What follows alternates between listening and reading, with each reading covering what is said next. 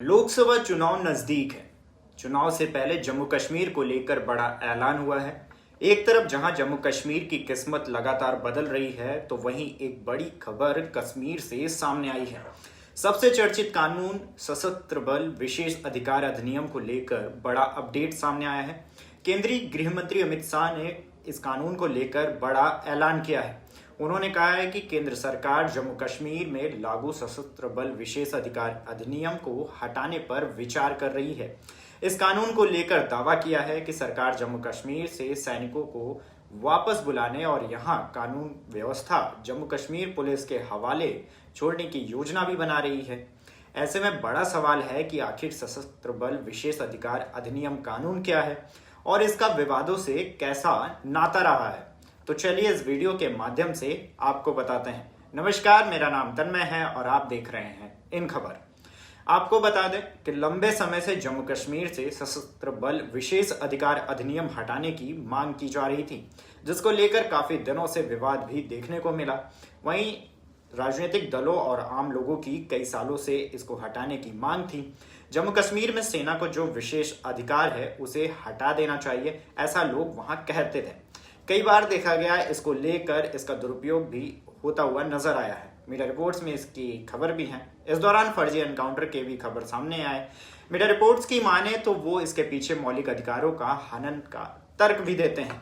2021 में संयुक्त राष्ट्र ने भी इस मुद्दे पर कहा था कि लोकतंत्र में सशस्त्र बल विशेष अधिकार अधिनियम का कोई स्थान नहीं है और इसे रद्द कर देना चाहिए।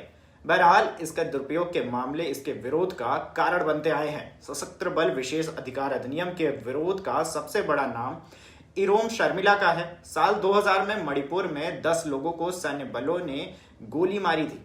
इस घटना के विरोध में इरोम शर्मिला ने भूख हड़ताल की थी। अब एक बार फिर ये मुद्दा चर्चा में आ गया है। अब आते हैं अपने मेन सवाल पर। आखिर ये विशेष कानून यानी armed force special protection act क्या है, इसके बारे में बताएं तो इसे ब्रिटिश सरकार के क्रांतिकारियों द्वारा आंदोलन को कुचलने के लिए लागू किया गया था। इसके साथ ही सैन्य बलों को विशेष अधिकार दिए गए हैं। वहीं इस कानून की बात करें तो भारत के आजाद होने के बाद प्रधानमंत्री जवाहरलाल नेहरू ने राज्यों की स्थिति को देखते हुए इसे जारी करने का फैसला लिया था। इसके बाद ही 1958 में एक अध्यादेश के जरिए इस कानून के वर्तमान स्वरूप को लाया गया था। संसद की स्वीकृति के बाद सितंबर 1958 को इस कानून को लागू कर दिया गया था, यानी कानून बना दिया गया था। ये भी बता दें इस कानून में सैन्य बलों को कई विशेष अधिकार दिए गए हैं। इनमें सबसे बड़ा विशेष अधिकार सैनिक कानून तोड़ने वाले किसी भी व्यक्ति पर बल प्रयोग कर सकते हैं, यानी उनको पूरी छूट है, किसी भी तरह से कानून व्यवस्था को कंट्रोल करेंगे। इसके अलावा सैन्य बल बिना वारंट के किसी व्यक्ति को गिरफ्तार भी कर सकते हैं और तलाशी ले सकते हैं। वहीं आपको ये भी बता दें सुरक्षा बलों के खिलाफ केंद्र सरकार की मंजूरी के बिना कोई मुकदमा भी नहीं दर्ज किया जा सकता है। किसी भी क्षेत्र में उग्रवादी तत्वों की अत्यधिक सक्रियता या विभिन्न धार्मिक, नक्सली, भाषीय, क्षेत्रीय समूहों, जातियों और समुदायों के बीच विवाद महसूस होने पर संबंधित राज्य के राज्यपाल की रिपोर्ट के आधार पर केंद्र द्वारा उस क्षेत्र को अशांत घोषित कर वहां इस कानून को लागू किया जा सकता है और केंद्रीय सुरक्षा बलों की यहां तैनाती की जाती है।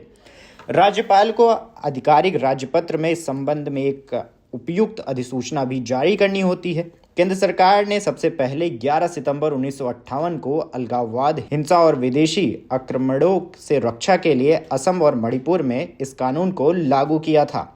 इसके बाद साल 1972 में कुछ संशोधनों के बाद त्रिपुरा, मेघालय, मणिपुर, मिजोरम, अरुणाचल प्रदेश और नागालैंड सहित पूरे पूर्वोत्तर में इसे लागू कर दिया गया था।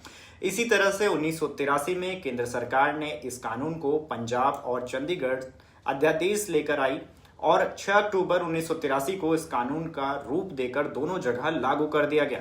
1990 के दशक में जम्मू कश्मीर में आतंक अपने चरम पर पहुंच गया था। इसको देखते हुए केंद्र सरकार ने बड़ा फैसला लिया। इस तरह का एक कानून पास करने का फैसला लेते हुए इसके जरिए 5 जुलाई 1990 को सरकार ने पूरे जम्मू कश्मीर में स्पेशल प्रोटेक्शन एक्ट को लागू कर दिया था। सरकार समय समय पर हालातों को देखते हुए इस कानून को हिंसाग्रस्त क्षेत्र से हटाती या लागू करती आई है। फिलहाल असम, मणिपुर, अरुणाचल प्रदेश, जम्मू कश्मीर और नागालैंड के कुछ हिस्सों में इस कानून को लागू किया गया है। त्रिपुरा से 2015 में और मेघालय से 2018 में इस कानून को बहरहाल हटा लिया भी गया है। इससे पहले 14 साल तक लागू रहने के बाद 1997 में पंजाब और चंडीगढ़ से भी इसे हटा दिया गया था। ऐसे में अब जहां जम्मू कश्मीर के हालातों में लगातार सुधार देखने को मिल रहे हैं, तो इस कानून के यहां से भी हटाए जाने की संकेत भी सामने आ रहे हैं। बहरहाल इस खबर पर आपकी क्या राय है, हमें कमेंट करके जरूर बताएं। देश दुनिया की तमाम ऐसी खबरों के लिए देखते रहें इन खबर।